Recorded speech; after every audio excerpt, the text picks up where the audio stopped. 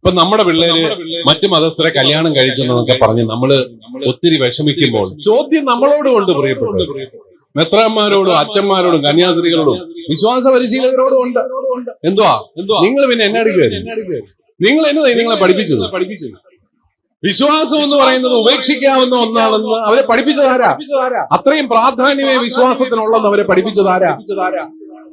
നമ്മുടെ തന്നെ പറച്ചിലിലൂടെ, പഠനത്തിലൂടെ. ഇത് ഒരിക്കലും ജീവൻ നഷ്ടപ്പെട്ടാലും നഷ്ടപ്പെടരുതാത്ത ഒന്നാണ് എന്റെ വിശ്വാസമെന്ന് എന്നെ പഠിപ്പിക്കാനുള്ള ബാധ്യത സഭയ്ക്കുണ്ട്. അത് ചെയ്തില്ലെങ്കിൽ സഭ അതിൽ ഉത്തരവാദിത്തപ്പെട്ടവരെല്ലാം ഒത്തിരിപ്പുകളുണ്ട്. ഞാൻ ഓർക്കായിരുന്നു മെത്രാനാവുന്നോളം വരെ സ്വർഗത്തിൽ പോകാൻ എനിക്കൊരു പ്രതീക്ഷയുണ്ടായിരുന്നു കേട്ടോ. കാരണം കുറച്ചു പേരുടെ കാര്യമൊക്കെ നോക്കിയാൽ മതി. ഇപ്പൊ അങ്ങനെ 4 ലക്ഷം പേരുണ്ട് രൂപതയിൽ. ഇതിൽ ആരുടെ ആത്മാവ് നശിച്ചു പോയാലും നമ്മളോട് ചോദിക്കും കർത്താവ്. ആ പോക്ക് കണ്ടിട്ട് അവിടെ എന്റെ 7 അയലോക്കത്ത് പോകാനായിട്ട് സാധ്യത. പിന്നെ വല്ലോ കാരുണ്യം കൊണ്ട് വല്ലോ നിങ്ങളൊക്കെ കാണുമോ അവിടെ ആ ഒരു സങ്കടം പങ്കുവയ്ക്കുന്നു. അപ്പൊ നമ്മള് ഈ നമ്മുടെ കുഞ്ഞുങ്ങൾ നശിച്ചു പോയാൽ, നമ്മുടെ കുഞ്ഞുങ്ങൾ വിശ്വാസത്തിൽ നിന്ന് അകന്നു പോകുന്നുണ്ടെങ്കിൽ ആ പിള്ളേരെ കുറ്റം പറയേണ്ട കാര്യമില്ല. ഞങ്ങൾ ഈ അച്ഛന്മാർക്ക് ഒരു പ്രശ്നമുണ്ട്, എല്ലാത്തിനും മാതാപിതാക്കളെ കുറ്റം പറയും.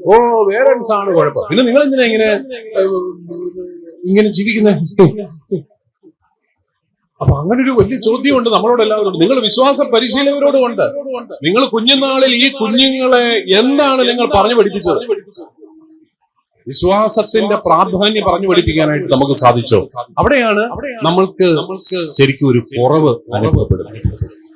ഞാൻ അവരെ പറഞ്ഞു പഠിപ്പിക്കും, മക്കളെ നിങ്ങൾ ക്രിസ്ത്യാനികളായിരിക്കുന്നതിന് ഒരേ ഒരു കാരണമേ ഉള്ളൂ.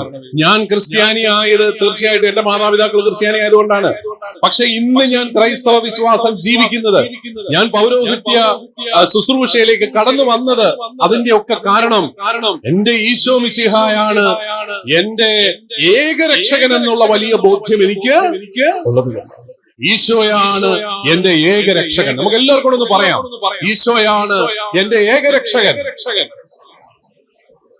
ആ ഏകരക്ഷകനായതുകൊണ്ടാണ് നമ്മൾ കർത്താവിൽ വിശ്വസിക്കുന്നത്, ക്രിസ്ത്യാനിയായിരിക്കും. There is no other savior. ആകാശത്തിന് കീഴിൽ മനുഷ്യന്റെ രക്ഷയ്ക്കായി വേറൊരു നാമവും നൽകപ്പെട്ടിട്ടില്ല. ബോധ്യത്തോടെ അത് പറഞ്ഞു, എല്ലാ ക്ലാസ്സിലും ഇത് പറഞ്ഞു. ആകാശത്തിന് കീഴിൽ മനുഷ്യന്റെ രക്ഷയ്ക്കായി വേറൊരു നാമവും നൽകപ്പെട്ടിട്ടില്ല. അത് പറഞ്ഞു പഠിപ്പിക്കണം. നമ്മുടെയൊക്കെ വേദപാഠത്തിന്റെ ഒരു പ്രശ്നം, നമ്മളിങ്ങനെ വലിയ വലിയ കാര്യങ്ങളൊക്കെ പറഞ്ഞു അങ്ങ് പോവുക. അവസാനം എന്നാന്ന് ചോദിച്ചാൽ ആർക്കും ഒന്നും അറിയത്തുമില്ല. ഞാൻ ഈ മുസ്ലിം സഹോദരങ്ങളോട് ചോദിക്കാറുണ്ട്, ഈ മദ്രസയിൽ എന്നാ പരിപാടി? അവര് പറയുന്നത് അവര് ഒത്തിരി ഒന്നും പഠിപ്പിക്കത്തില്ല, പക്ഷെ പഠിപ്പിക്കുന്നത് ഇങ്ങനെ എല്ലാ ദിവസവും ആവർത്തിച്ചുകൊണ്ടിരിക്കുന്നു. അത് തലേ കേട്ടു പറഞ്ഞു അവന്റെ ബോധ്യത്തിലാണ്. നമ്മളങ്ങനെയല്ല. ആദ്യത്തെ ക്ലാസ്സിൽ നമ്മൾ പിതാവായ ദൈവം, പിന്നെ അടുത്ത ക്ലാസ്സിൽ പുത്രനായ ദൈവം, അടുത്ത ക്ലാസ്സിൽ പരിശുദ്ധാത്മാവ്, പിന്നെ സഭ, സംസ്കാരം, കൂദാശ, ഇതെല്ലാം കൂടെ കഴിഞ്ഞ് 12ാം ക്ലാസ് കഴിയുമ്പോ ഇവനോട്, മോനെ ഈശോ മിശിഹാ ദൈവപുത്രനാണോ? അങ്ങനെ സാറ് ഇന്നാൾ അങ്ങനെ പറഞ്ഞാൽ അതിന്റെ അപ്പുറത്തേക്ക് അവനൊരു ബൈബിൾ വാക്യം പറയാനായിട്ട് അറിയത്തില്ല. നിങ്ങള് ഒരു വീഡിയോ കണ്ടു കാണുമോ ഇടയ്ക്ക്? അതായത് വിദേശ രാജ്യത്ത് എവിടെയോ ആണ്, വഴിയെ കൂടെ പോകുന്ന എല്ലാവരോടും ചെന്ന് ചോദിക്കുന്നു, നിങ്ങൾ ക്രിസ്ത്യാനിയാണോ? Oh yes we are Christians. അടുത്ത ചോദ്യം, ഒരു ബൈബിൾ വാക്യം പറയാമോ? ഇല്ല കേട്ടോ, ഇല്ല, അറിയത്തില്ല. ഒരു ബൈബിൾ വാക്യം എന്ന് പറയാൻ അറിയത്തില്ല. അത് ക്രിസ്ത്യാനിയാ. ഇതാണ് നമ്മുടെ പ്രശ്നം. ക്രൈസ്തവ സമൂഹം ഇന്ന് ഏറ്റവും കൂടുതൽ വെല്ലുവിളികൾ നേരിടുന്നത് പുറത്തുനിന്നല്ല, അകത്തുനിന്നാണ്. ബോധ്യമില്ലാത്ത വിശ്വാസികൾ, വിശ്വാസം എന്താണെന്ന് അറിയാൻ വയ്യാത്ത വിശ്വാസികൾ, ഇതാണ് പ്രശ്നം.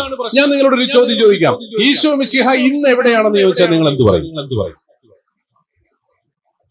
നമ്മുടെ വിശ്വാസത്തിന്റെ പ്രത്യേകത, ഇന്നും നമുക്ക് ദൈവത്തെ തൊട്ടറിയാം. അങ്ങ് അകലെ എങ്ങാണ്ട് നിൽക്കുന്ന ഒരാളല്ല ദൈവം, മറിച്ച് ഇന്ന് നമ്മുടെ കൂടാരം അടിച്ചിരിക്കുന്നവനാണ് ദൈവം.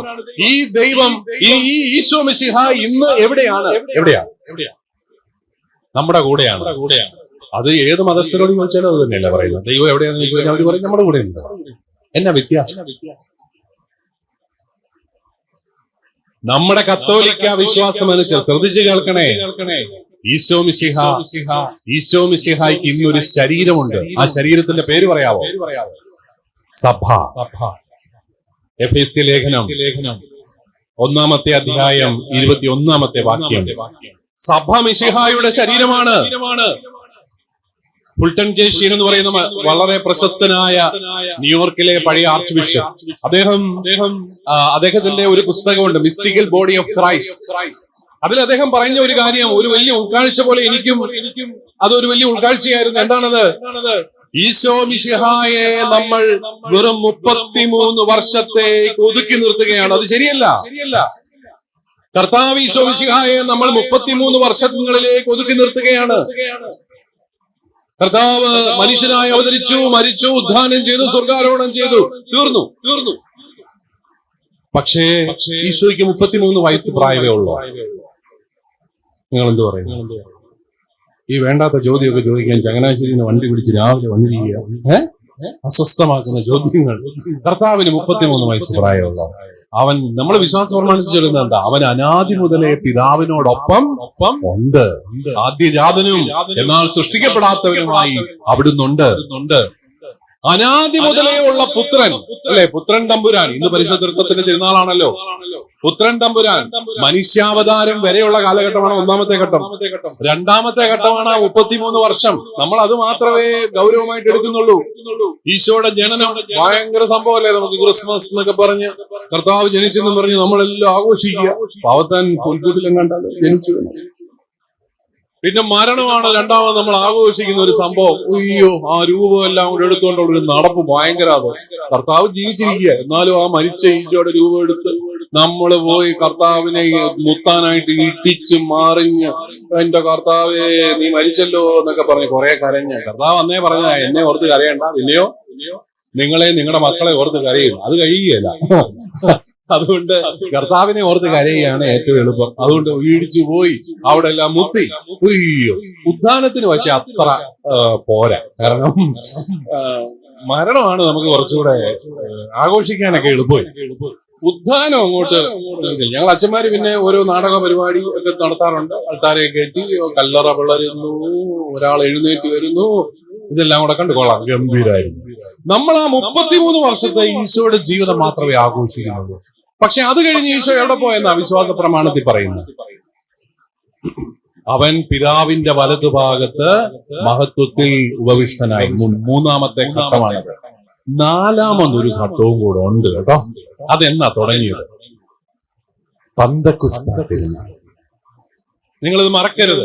പന്തക്കുസ്ത നമ്മുടെ വിശ്വാസത്തിന്റെയും നമ്മുടെ ദൈവശാസ്ത്രത്തിന്റെയും അടിസ്ഥാനപരമായ ഒരു പ്രശ്നമുണ്ടല്ലോ. സഭയെ നമ്മൾ കേവലം ഒരു മാനുഷിക സംവിധാനമായിട്ടാണ് കാണുന്നത്. ഞങ്ങളുടെ സഭയിലെയും ഏത് സഭയിലെയും പ്രശ്നങ്ങളുടെ അടിസ്ഥാനം ഇതാണ്. സഭ എന്ന് പറയുന്നത് ചുമ്മാ ഒരു മാനുഷിക സംവിധാനം. മെത്രാന്മാര് 19 പേര് അവിടെ വട്ടം കൂടിയിരുന്ന് ചർച്ച ചെയ്യുന്നു, അവര് കാപ്പ് കുടിക്കുന്നു, അവര് ഓരോരോ തീരുമാനങ്ങൾ എടുത്തിട്ട് ഞങ്ങളുടെ തലയിലോട്ട് അടിച്ചേൽപ്പിക്കുന്നു. എന്ത് ദുഷ്ടന്മാരാണ്. പക്ഷേ ഈശോയുടെ ജീവിതത്തിലെ 4-മത്തെ ഘട്ടം പന്തക്കുസ്തായിൽ ആരംഭിക്കുന്നു. പന്തക്കുസ്തായിൽ ഈശോ പുതിയൊരു ശരീരമെടുത്തു. ആ ശരീരത്തിന്റെ പേരാണ് സഭ. അവിടെയാണ് പ്രിയപ്പെട്ടവരെ സഭയിലെ കൂദാശകൾക്ക് സാങ്കത്യം. സഭയിൽ ഈശോയെ എനിക്കിന്ന് തൊട്ടറിയാം. എനിക്കിന്ന് തൊട്ടറിയാം ഈശോയെ. എങ്ങനെയാ? കൂദാശകളിലൂടെ. പരിശുദ്ധ കുർബാനയിലൂടെ നമ്മുടെ നാവിൽ അലിയുന്ന കുഞ്ഞപ്പമായി ഈ കർത്താവ് കടന്നു വരികയാണ്. തൈലാഭിഷേകത്തിൽ തൈലമായി, കൈവെപ്പിലൂടെ ഒക്കെ കർത്താവ് കടന്നു വരികയാണ്. അതുകൊണ്ട് ഈശോയെ എനിക്ക് തൊട്ടറിയാവുന്ന കൃപയുടെ നീർച്ചാലുകളാണ് കൂദാശകൾ. ആ കൂദാശകൾ നൽകപ്പെട്ടിരിക്കുന്ന സഭയിലാണ്.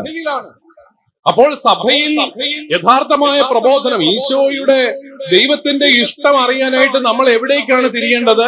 സഭയുടെ പ്രബോധനാധികാരത്തിലേക്ക്. അവിടെയാണ് പിതാക്കന്മാര് പരിശുദ്ധ പിതാവിനോട് ചേർന്ന് പിതാക്കന്മാര് പഠിപ്പിക്കുന്ന കാര്യങ്ങളിൽ പരിശുദ്ധാത്മാവ് സംസാരിക്കുന്നു, ഈശോ സംസാരിക്കുന്നു. ക്രിസ്തുവിന്റെ വികാരിയാണ് ആര്?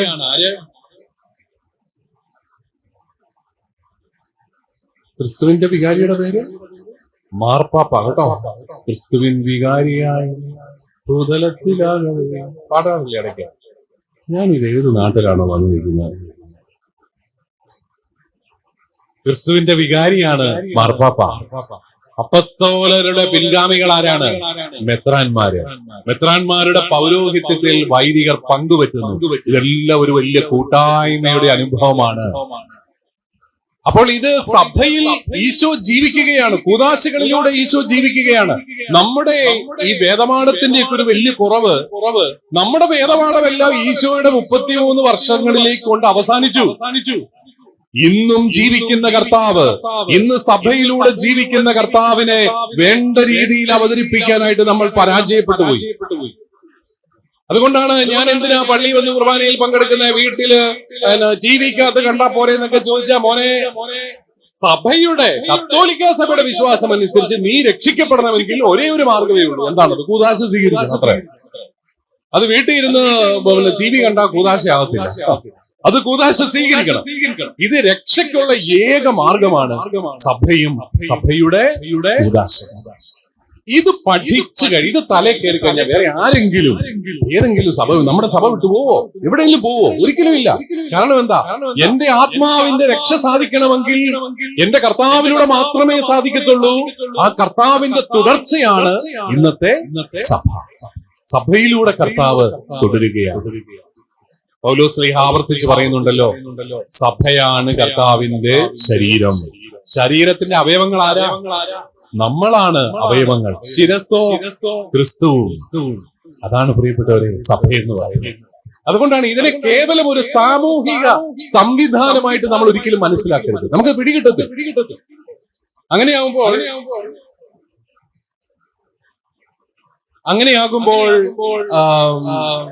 സാമൂഹിക സംവിധാനമായിട്ട് മാത്രം കാണുമ്പോൾ ഇത് ഏതൊരു കൂട്ടായ്മയും പോലെ ആയിപ്പോ, അവർക്കൊരു മതം നമുക്കൊരു മതം, അവർക്കൊരു ദൈവം നമുക്കൊരു ദൈവം.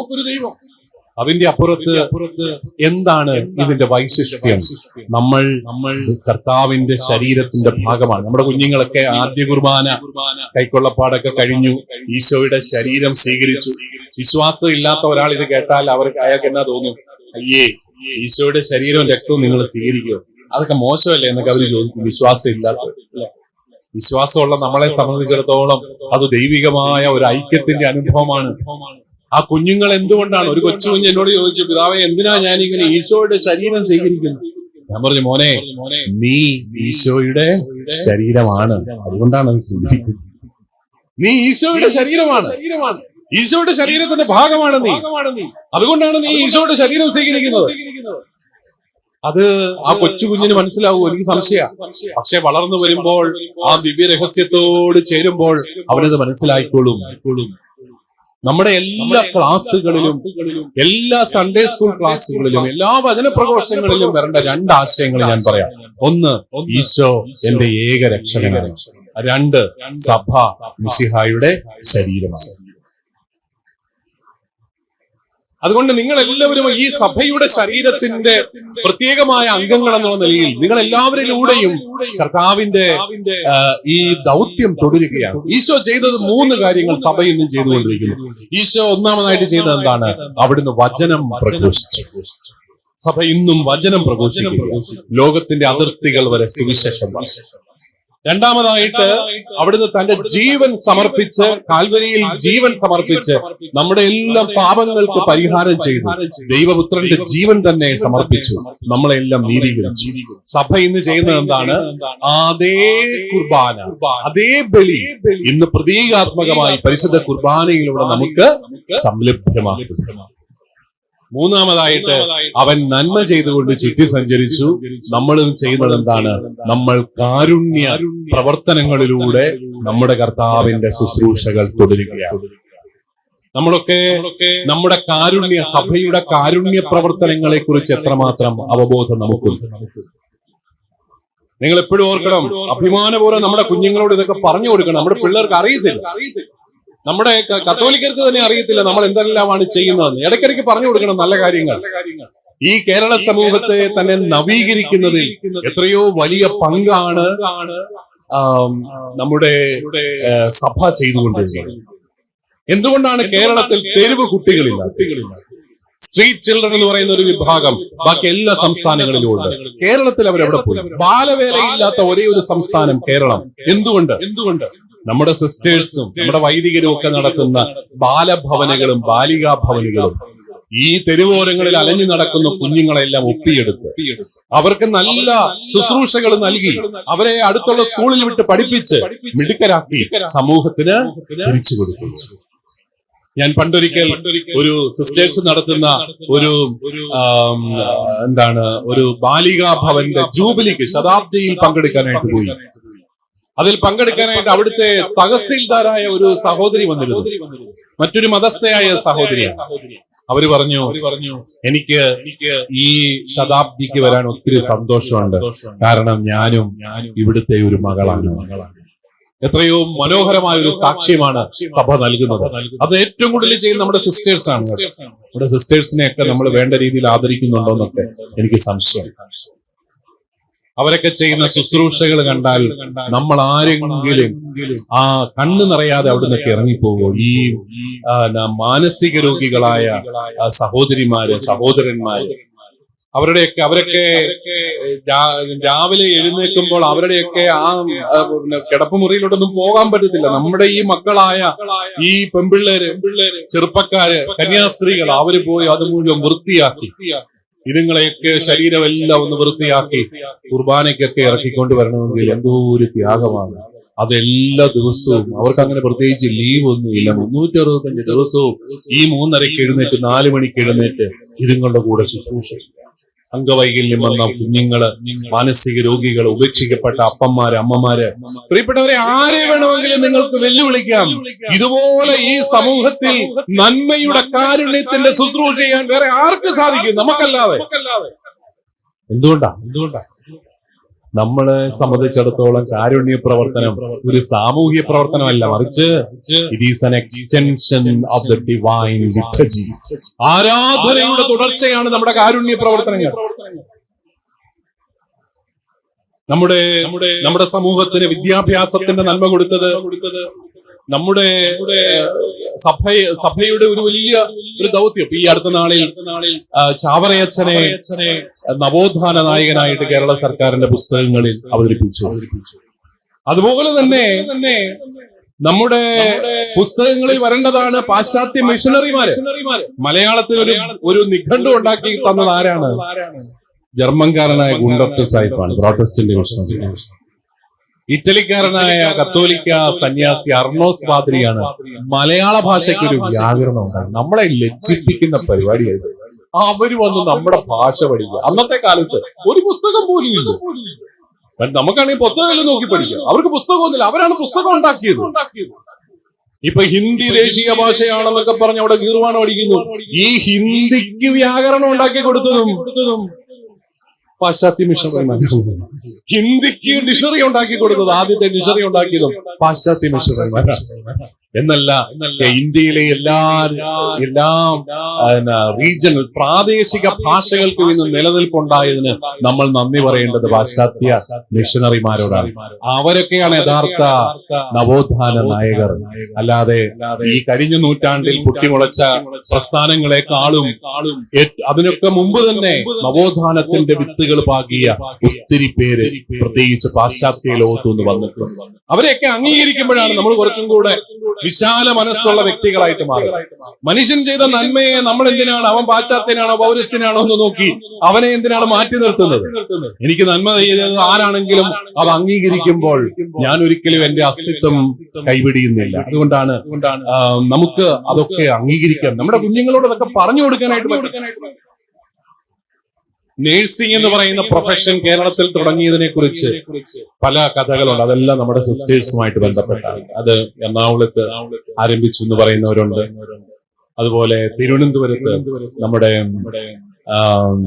കൊല്ലം ബിഷപ്പായിരുന്ന ബെൻസിഗർ തിരുമേനി 1905 അദ്ദേഹത്തോട് തിരുവിതാംകൂർ രാജാവായിരുന്ന രാമവർമ്മ, മൂലം തിരുനാൾ രാമവർമ്മ രാജാവ് അപേക്ഷിക്കുകയാണ്, തിരുമേനി ഞങ്ങളുടെ ഇവിടെ ക്ഷയരോഗികളുണ്ട്, അവരെ പരിപാലിക്കാൻ ഞങ്ങൾക്ക് ആളില്ല.